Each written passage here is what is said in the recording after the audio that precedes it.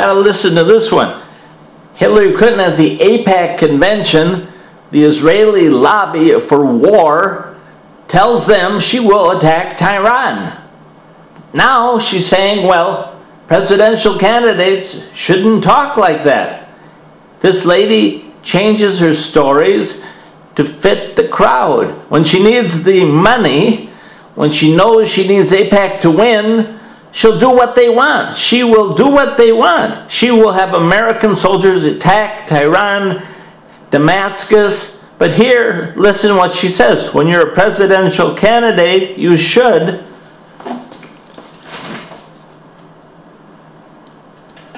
You can think big, but remember, you shouldn't always say everything you think if you're running for president, because it has consequences across the world, and we don't need that right now. Okay, so let's just review again. This is Hillary Clinton.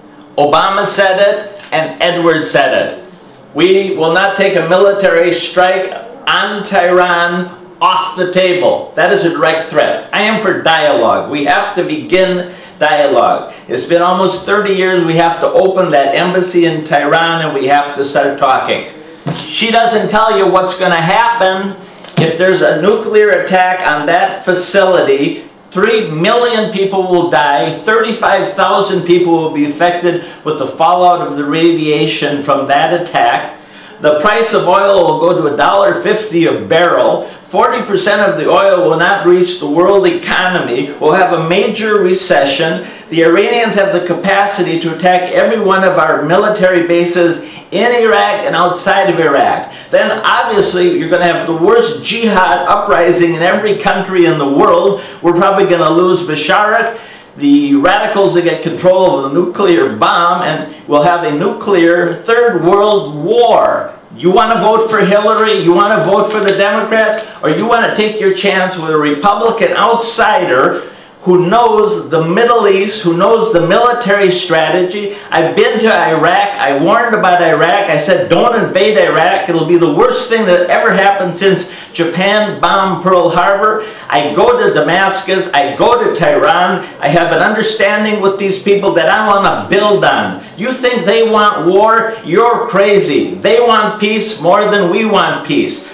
We have to create Palestine. And within 100 days of my election that I take office, I will create the state of Palestine. That is the problem. Once we have Palestine, Israel and Palestine have nothing to fight about, and then the terrorists have nothing to use to agitate the Muslim youth to becoming extremists and terrorists and suicide bombers, and we're on our way back to world peace. Thank you very much. And oh, listen to this one last one. This is Hillary's own tape, and these people are telling you what they think of Hillary. So it's a strange world, but the Democrats have people running for president who are going for war.